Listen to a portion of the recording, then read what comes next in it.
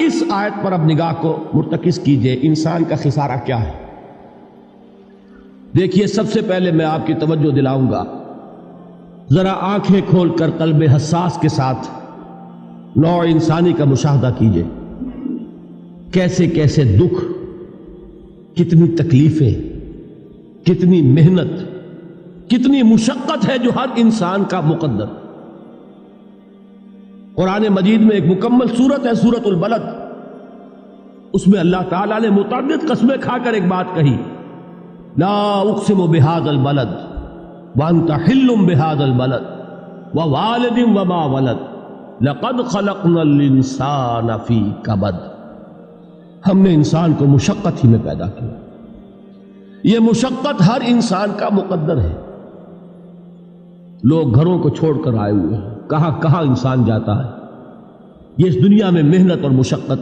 ہاں، ایک مغالطہ ہو جاتا ہے کہ شاید یہ محلوں میں رہنے والے جو ہیں انہیں کوئی مشقت نہیں، انہیں کوئی دکھ نہیں، حالانکہ حقیقت یہ نہیں ہے۔ جو جتنا امیر ہے آپ دیکھیں گے اس کی جسمانی مشقت کم ہے، ذہنی کوفت زیادہ ہے۔ ٹرینکولائزرز کی انہیں ضرورت پڑتی ہے، انہیں سیڈیٹیوز چاہیے، خواب آور دوائیں مزدور کو نہیں کبھی ضرورت پڑے گی۔ وہ 8 گھنٹے کی محنت کرنے کے بعد ایسا سوتا ہے کہ وہ صبح ہی کی خبر لے گا۔ اور یہ وہ لوگ ہیں کہ جن کو ہپنوٹکس، خواب آور دوائیاں، سیڈیٹیوز، مسکن ادویات، یہ سارا لیبلیم اور یہ ویلیم اور یہ فلاں اور یہ فلاں، یہ کہاں جاتے ہیں؟ ذہنی سکون اور اطمینان انسان کو حاصل نہیں۔ کسی کی جسمانی مشقت ہے، کسی کی ذہنی مشقت۔ میں آپ کو یاد دلانا چاہتا ہوں مہاتما گوتم بدھ کا معاملہ۔ 30 برس کی عمر میں کپل وستو کا شہزادہ محل کو چھوڑ کر نکل گیا، جوان بیوی کو سوتا ہوا چھوڑ کر گیا، شیر خوار بچے کو چھوڑ کر گیا۔ راجدھانی میں رہنے والا، محل کا باسی، جسے یہ معلوم ہے کہ باپ کے بعد مجھے یہ سلطنت ملنے والی ہے، کیوں گیا؟ کبھی کبھی آپ نے سوچا؟ اس نے انسان کے غم اور دکھ کا مشاہدہ کیا۔ اس نے دیکھا کوئی اندھا ہے، ٹھوکر کھا کر گر رہا، کوئی والدین کھڑے ہوئے رو رہے ہیں اور ان کی نگاہوں کے سامنے ان کا نہایت محبوب بچہ دم توڑ رہا ہے اور وہ کچھ نہیں کر سکتا۔ اس نے سوچا یہ صدمہ کیوں ہے انسان کا، یہ دکھ اس کا مقدر کیوں ہے؟ اس صدمے سے، اس دکھ سے نجات پانے کی بھی کوئی شکل ہے کہ نہیں؟ انسانوں کی ایک عظیم اکثریت، شاہ ولی اللہ دہلوی رحمۃ اللہ علیہ کے الفاظ ہیں کہ وہ لدو اونٹ اور کولو کا بیل بن کر زندگی بسر کرتی ہے۔ جو 8 گھنٹے تک اینٹیں ڈھو رہا ہو، اس شخص کا تصور کیجیے آپ، وہ واقعی انسان ہے یا حیوان بن گیا ہے؟ اور 8 گھنٹے کی اس محنت کے بعد بھی ہو سکتا ہے کہ 2 وقت کی روٹی اسے پوری نہ ملے۔ اور یہ تو ہو سکتا ہے، نہیں ہوتا ہے کہ اگر بچہ بیمار پڑ گیا ہے تو شاید کوئی برتن بیچے بغیر اس کی دوا کا سامان نہ کر سکے۔ ایسا شخص کتنے بوجھوں تلا دبا ہوا ہے، کتنی مشقت کے اندر پسا ہوا ہے۔ لدو اونٹ اور کولو کا بیل، انسانوں کی عظیم اکثریت کی سطح پر زندگی بسر کرتی ہے۔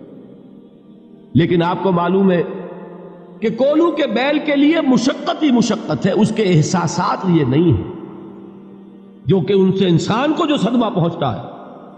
ایک بیل کو اس سے کوئی غرض نہیں کہ اس کا کوئی بچہ بھی تھا کہ نہیں تھا، اس کو کوئی بخار ہوا ہے یا کیا ہوا ہے، اس صدمے سے وہ بیل بچا ہوا ہے۔ گھوڑے کو کوئی پتہ نہیں کہ میرا بھی کوئی اولاد میری ہے یا نہیں ہے، اور مجھے اس کا کوئی صدمہ ہے یا دکھ ہے، کوئی پتہ نہیں۔ لیکن انسان کا معاملہ یہ ہے کہ والدین کو جو جو دکھ دیکھنے پڑتے ہیں اپنے بچوں کے لیے، اپنی اولاد کے لیے۔ رات کی نیند ہے حرام ہے اس لیے کہ بچہ بخار میں تپ رہا ہے یا درد سے تڑپ رہا ہے، لہذا نہ ماں سو سکتی ہے نہ باپ سو سکتا۔ میں نے ایک موقع پر دیکھا، لاہور میں کیروسین آئل، اس زمانے میں ابھی سوئی گیس نہیں آئی تھی، اور اکثر و بیشتر جو ہے یہی مٹی کا تیل جو ہے ایندھن کے طور پر استعمال ہوتا تھا، اس کی شارٹیج ہو گئی تھی۔ تو کئی فرلانگ لمبی قطاریں لگتی تھی ان دکانوں کے باہر، ڈپوں کے باہر، اور ایسے ایسے منظر بھی کہ ایک خاتون برقع پوش، ایک گود میں بچے کو لیے ہوئے، ایک کی انگلی پکڑے ہوئے، بوتل ہاتھ میں لیے ہوئے تیل کے لیے، اور کئی گھنٹے کھڑی ہے دکان۔ یہ مشقت انسان جھیلتا ہے کہ نہیں؟ غالب نے اس کا نقشہ کھینچا ہے کہ رنج سے خوگر ہوا انسان تو مٹ جاتا ہے رنج. مشکلیں اتنی پڑی مجھ پر کہ آسا ہو گئی. ہم بھول جاتے ہیں، ورنہ واقعہ یہ کہ قلب حساس ہو اگر اور قید حیات و بند غم اصل میں دونوں ایک ہیں. موت سے پہلے آدمی غم سے نجات پائے کیوں. اچھا یہ تو ہوا لقد خلقنا الانسان فی کبد. حیوانات کا معاملہ ایک اور اعتبار سے آسان ہے. ان سے کوئی محاسبہ بھی ہے کیا؟ کوئی جواب دہی بھی ہے؟ کوئی ان کو اللہ کے حضور میں کھڑے ہو کر اپنے اعمال کا حساب بھی دینا؟ نہیں. انسان کی یہ ٹریجڈی ہے، یہ المیہ ہے انسان کا. اس کو بھی قرآن مجید کی ایک صورت میں قسمیں کھا کر اذا السماء انشقت، اس کے بعد کیا فرمایا؟ یا ایھا الانسان انک کادح الی ربک کدحا فملاقیہ. اے انسان، تیرا المیہ، تیری ٹریجڈی اس سے کہیں بڑھ کر ہے. تجھے صدمے پر صدمے جھیلتے ہوئے، مشقت پر مشقت برداشت کرتے ہوئے ایک روز اپنے رب کے حضور میں بھی کھڑا ہوگا، جواب دہی بھی کرنی.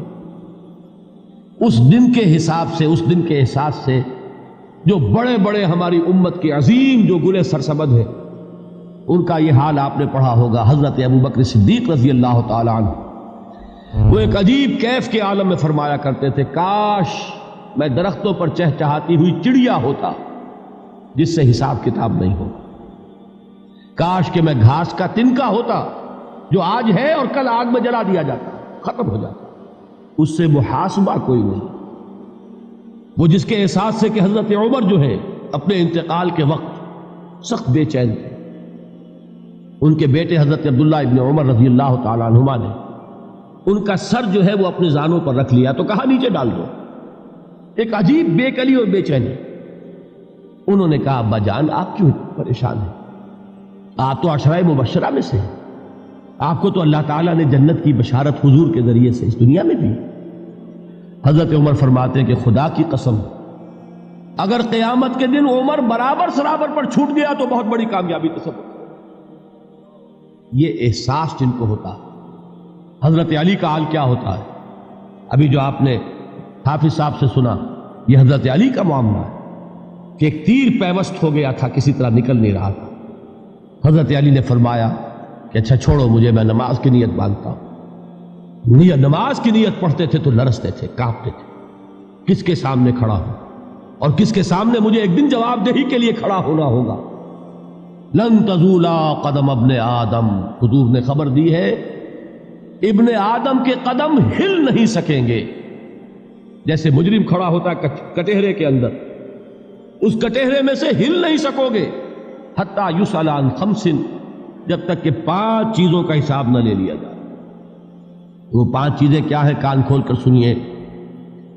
عن عمرہ فیما افناہ، عمر کا حساب دو. یہ 80 برس اور 70 برس ہم نے تمہیں دنیا میں دیے، کہاں ضائع کیے؟